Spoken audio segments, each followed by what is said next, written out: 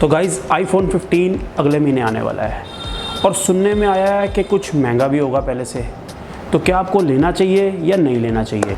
मैं आपको बताऊंगा कुछ ऐसे फीचर्स जिससे आप डिसाइड कर सकते हो कि आपको आईफोन 15 लेना चाहिए या नहीं लेना चाहिए। तो स्टार्ट करते हैं। तो सबसे पहले बात करते हैं बिल्ड क्वालिटी की। तो दोस्तों जो प्रो मॉडल्स आएंगे 15 के, अब उसकी बॉडी जो है वो एल्यूमिनियम की नहीं होगी, अब वो सुनने में आया कि टाइटेनियम की बॉडी होगी। तो इसका मतलब क्या है कि आपका जो आईफोन होगा 15 प्रो वो ज़्यादा लाइट होगा, ज़्यादा उसकी बिल्ड क्वालिटी अच्छी होगी और लेस फिंगरप्रिंट ही होगा, मतलब उसमें फिंगरप्रिंट कम लगेंगे। और जो प्रो मॉडल्स है उसमें वही उसमें वही एल्यूमिनियम की बॉडी आएगी, मगर प्रो में जो है वो टाइटेनियम की बॉडी आएगी। मगर इनका जो फ्रॉस्टेड मैट फिनिश है जो प्रो मॉडल्स में पीछे आता था वो अब आपको जो नॉन प्रो मॉडल्स है उसमें देखने को मिलेगा। और एक बहुत बड़ा एक और चेंज है कि जो डिस्प्ले के जो बेजल्स हैं ना गाइस, वो अप टू 30% जो हैं वो कम हो जाएंगे। मतलब अगर ये लोग डिस्प्ले का साइज़ वही रखें, ठीक है, और 30% बेजल्स कम कर दें तो ओवरऑल फ़ोन का साइज़ जो है वो काफ़ी मैनेजेबल हो जाएगा और काफ़ी लाइट हो जाएगा। और अगर उसमें टाइटेनियम बॉडी डल जाए तो वो और ही हल्का हो जाएगा, तो आपको यूज़ करने में काफ़ी दिक्कत होगी। तो ये बहुत ही अच्छी चीज़ हो जाएगी। और गाइस एक और चेंज है वो ये है कि जो एप्पल आईफोन जो अभी तक आ रहे थे उसमें आप देखोगे ये जो फिज़िकल स्लाइड बटन आता है और इसके लिए साइलेंट करने के लिए फ़ोन को, वो अब हट के एक्शन बटन लग जाएगा इसमें, जैसे कि एप्पल की अल्ट्रा वॉच में भी था और काफ़ी सक्सेसफुल भी हुआ है वो।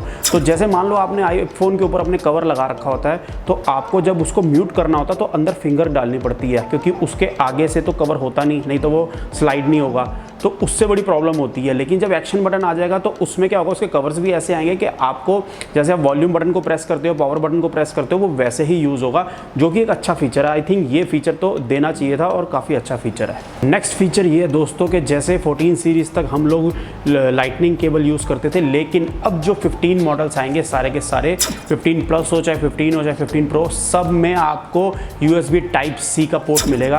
अब इसका बेनिफिट क्या है कि अगर आप कहीं भी जाते हैं किसी रिलेटिव के घर या फ्रेंड के घर, तो आपको लाइटनिंग केबल को कैरी करने की ज़रूरत नहीं, क्योंकि आपको पता है कि USB Type-C केबल तो हर जगह मिल जाएगी। लेकिन इसमें भी एक ग्लिच है, एप्पल ने अपने फ़ोन में एक ऐसी चिप डाली है जो कि आपकी USB Type-C अगर आप केबल यूज़ करते हो उसको रिकॉग्नाइज़ करेगा कि ये MFI सर्टिफाइड है या नहीं है। अगर वो MFI सर्टिफाइड नहीं होगी तो वो पीक क्वालिटी की जो चार्जिंग स्पीड होती है वो, और जो पीक क्वालिटी का डाटा ट्रांसफ़र होता है वो आपको नहीं प्रोवाइड करेगा, वो स्लो ही रहेगा। तो इसके लिए सैल्यूट टू एप्पल। और गाइस अब आपको सारे 15 मॉडल्स में फ्लोटिंग नॉच और जो डायनामिक आइलैंड होता है वो देखने को मिलेगा। अगर वैसे आप देखा जाए गाइस तो ये बात सुनने में बड़ी है कि हाँ सारे 15 मॉडल्स में ये आएगा, फ्लोटिंग नॉच आएगी, डायनामिक आइलैंड आएगा। मगर अगर आप अपने फ्रेंड से पूछे या जिनके पास भी जो भी प्रो मॉडल्स 14 का यूज़ कर रहे हैं, तो ये जो इसका डायनामिक आइलैंड है उसके ऊपर इतना ध्यान नहीं जाता यूज़ करते हुए। मतलब कुछ स्पेशल फीचर्स नहीं है कि जो आपको बहुत ज़्यादा यूज़फुल लगे या बहुत ज़्यादा आपका काम आए, तो मतलब इतना कुछ खास चेंज नहीं है। हाँ, अगर कुछ थर्ड पार्टी ऐप्स ऐसी आ जाएं जो इसके डायनामिक आइलैंड को कुछ यूज़ करें, उसमें कुछ फीचर्स ऐड करें तो थोड़ा मज़ा आएगा, मतलब नहीं तो इतना खास कुछ फ़र्क नहीं है। बाकी आपका क्या सजेशन है आप कमेंट में बता सकते हैं मुझे। तो ये एक चेंज होगा 15 मॉडल्स में। चलो गाइस, तो अब बात करते हैं परफॉर्मेंस की। जैसा कि हर साल होता है एप्पल अपने नए आईफोन्स को पहले से ज़्यादा पावरफुल बनाता है, तो सेम जो आईफोन 15 और 15 प्लस मॉडल होगा उसमें आपको A15 की जगह A16 चिप देखने को मिलेगी, और जो प्रो मॉडल्स होंगे उसमें आपको A16 की जगह A17 चिप देखने को मिलेगी।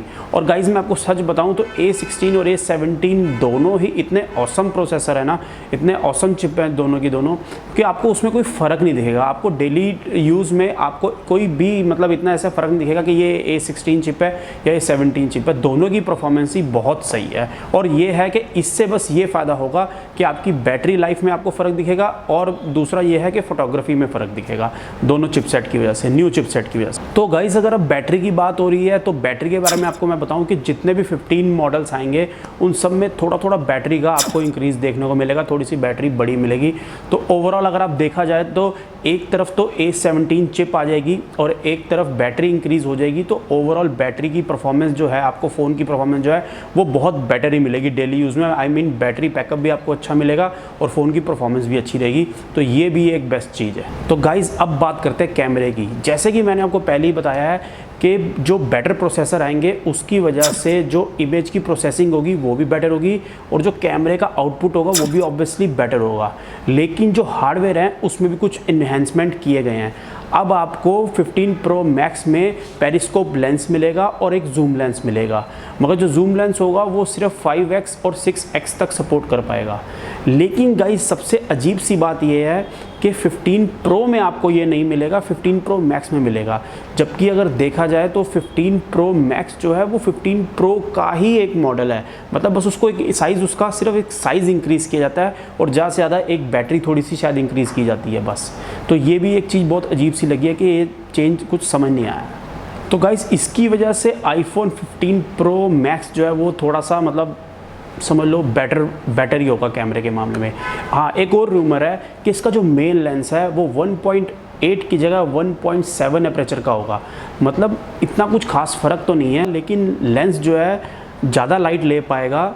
तो ये होगा कि लो लाइट फोटोग्राफी और वीडियोग्राफी आपको आईफोन 15 मॉडल्स में जो है वो पहले से बेटर मिलेगी, जो एक अच्छी चीज़ है। तो गाइस अब बात करते हैं डिस्प्ले की। तो एक ये भी खबर है कि आईफोन 15 के जो प्रो मॉडल्स हैं उसकी जो डिस्प्ले होगी वो 2500 निट्स की ब्राइटनेस के साथ आएगी, जो कि बहुत ज़्यादा है मगर अच्छी भी है। मगर जो पहले थी 2000 निट्स की वो भी कम नहीं थी, वो भी काफ़ी थी। और एक चीज़ और एप्पल के डिस्प्ले के साथ प्रॉब्लम ये है कि जो नॉन प्रो मॉडल्स हैं उसके लिए अभी तक कोई खबर नहीं आई है कि वो जो है वो 120 हर्ट्ज़ फ्रेश रेट के साथ आएंगी या नहीं आएंगी डिस्प्ले, या फिर ये भी हो सकता है कि नॉन प्रो मॉडल्स को वो अभी भी 60 हर्ट्ज़ के साथ ही लटका के रखेंगे। तो एप्पल के लिए एक ये सजेशन है कि अगर फ्रेश रेट जो होता है, ये हर्ट्ज़ का फ्रेश रेट जो होता है, इसको बढ़ाना जो है वो प्रो मॉडल के लिए कोई प्रो चीज़ नहीं है। मतलब ये एक नॉर्मल सी चीज़ है डिस्प्ले का हर्ट्ज़ बढ़ाना। तो इसको आप प्रो और नॉन प्रो के डिफरेंस में ना डालो तो ज़्यादा बेटर होगा। ये थोड़ी अजीब सी चीज़ है। तो गाइज़ अब बात करते हैं प्राइस की। तो जो प्रो मॉडल्स हैं उसका प्राइस 10 से 20 हज़ार रुपये ज़्यादा हो सकता है, जो खबर आई है। और हो भी सकता है क्योंकि बेटर चिप मिल रही है आपको, बेटर कैमरा मिल रहा है, बेटर मटेरियल मिल रहा है, तो ये हो भी सकता है कि प्राइस हाइक हो।